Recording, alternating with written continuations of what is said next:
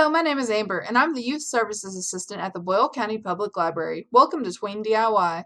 Today I'm going to be showing you all how to make sugar skull dolls. Make sure you have your bag of supplies and find a good place to set up.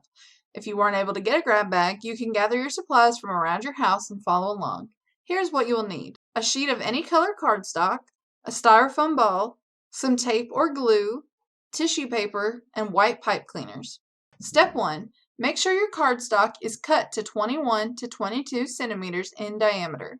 Cut the circle in half and keep one to make the doll's dress. Step 2.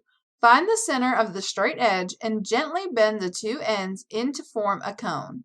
Try not to crease the cone.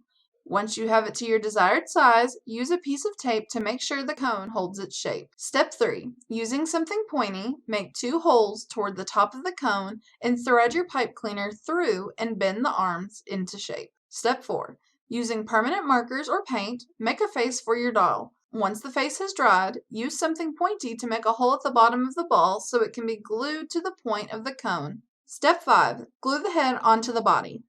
Step 6. Glue a doubled up piece of tissue paper to the top of the head and curl the edges to make a hat.